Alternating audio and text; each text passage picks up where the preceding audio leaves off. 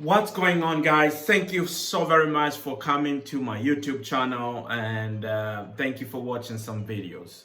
If you're not a subscriber, do so now, do so quickly, okay? So President Donald Trump, the 45th president of the United States, the former president of the United States, is on the phone with us tonight, and he appeared on Flashpoint. And let me give you the context. Flashpoint, it's the show that comes on Victory Channel.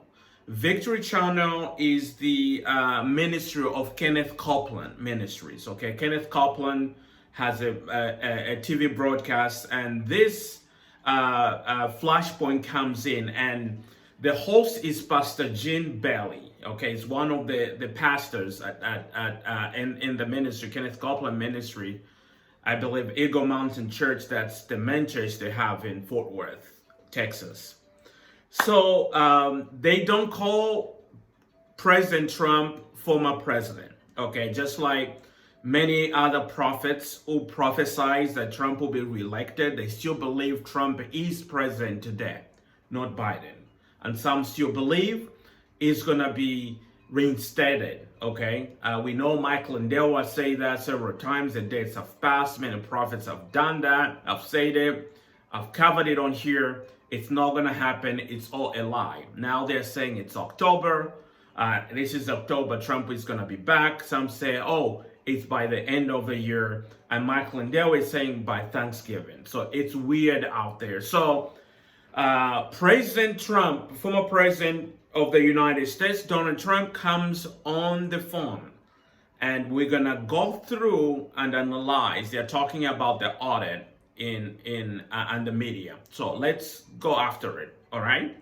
And we will talk about it.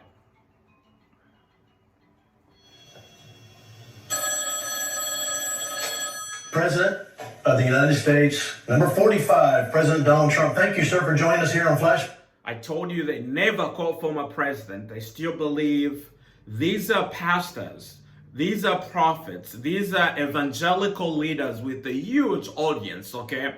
They still believe the elections were stolen and Trump is the legitimate president today, or at least is going to be reinstated as a legitimate president this year. Well, thank you very much, Pastor. Great honor. Thank you. Thank you, sir. All right, just a few questions. I know you've got just a little bit of time. This may seem obvious to most people, but they need to know, why are so many in the mainstream media refusing to cover this election audit? And now more states are auditing their election results. What are your thoughts about that? Because the media is corrupt, Pastor. You know it as well as I. First, I don't know what the media is or the mainstream media.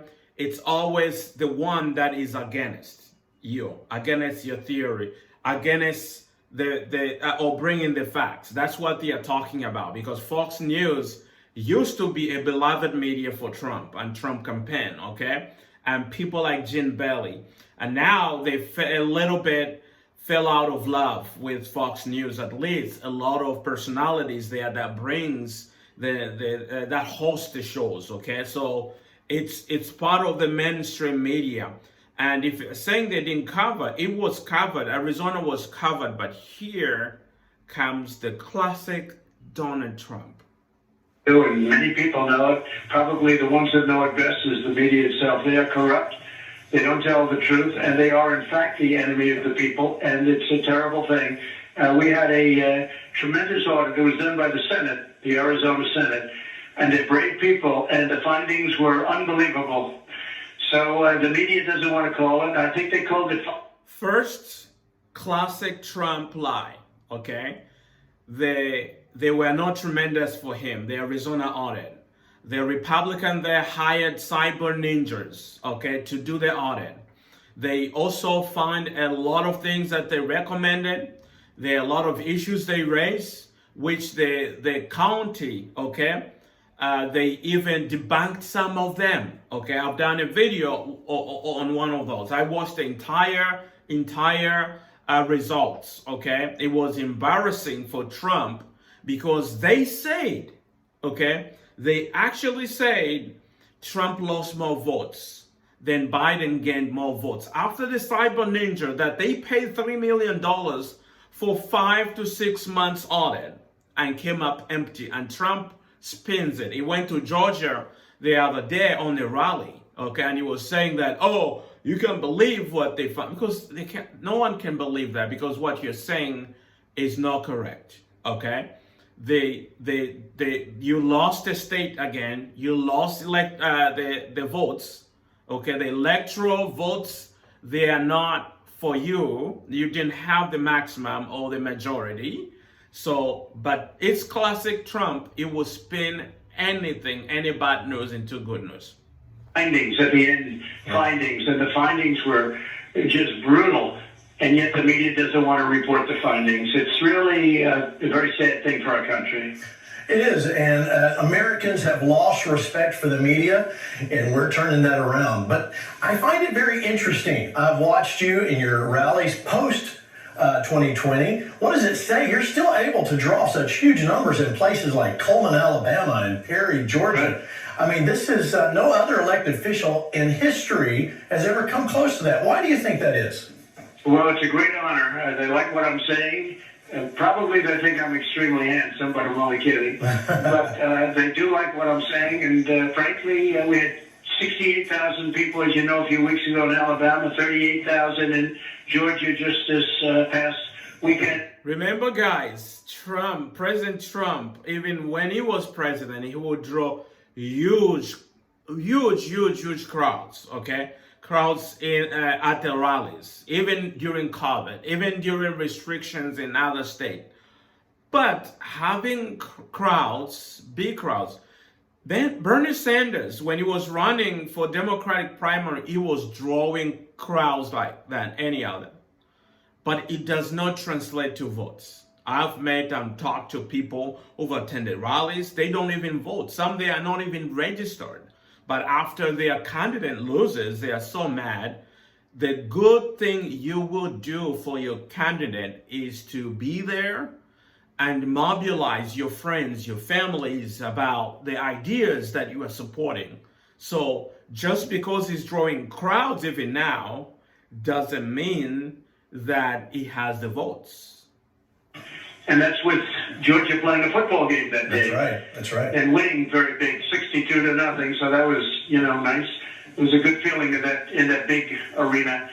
So I would just say that they like what I'm saying. They want somebody to say it. They don't hear it much, as you know. You hear these politicians talk, and they don't want to talk about anything. And that's why our country is going so far radical left. And, some people say socialist and some people say communist. I mean, it's terrible. Part of the thing with the media is, and as you know, what happens to countries is when you lose your voice, when they don't say what's going on, that's the first step toward communism. And it's a terrible, terrible thing that's happening in our country, what they don't talk about, what they do talk about, and maybe even worse, what they don't talk about. It's very terrible. It is. Let's go to a little bit more current. This week, General Milley testified in Congress and defended his decision to call the Chinese undermining you as commander-in-chief, and he defended his decision to keep Pelosi in the loop. What's your reaction to all that? Well, he's a strongly left-leaning person. He's been there for a long time in the military, but very left, a Democrat, and frankly, he's weak. And he's been weak for a long time, and I realized that during the course. When I walked down to the church, and Gene, I'm sure you liked it, a lot of people liked it, most people liked it, but the radical left didn't like it, and they started really hitting him. And rather than saying, I'm proud to walk with my... All right, let's stop there. There's a lot of stuff to sort out. I don't want to keep you long, guys. This all went on, and the prophets who came later analyzing all these things, Lance Warnell, David Harrison, they all came in. They tried to analyze what it's saying. They, of course, believe Trump is going to come back. Trump is the president. Trump will be reinstated. All these theories. And you remember this, what they are talking about. When Trump walked from the White House and went to the church, and after gassing and the people, the protesters, and dispersing the crowd, and then he walked in with with the General Merely and others, okay? And then he stood up and he lifted the Bible like this, you know, he lifted the Bible, photos and all that.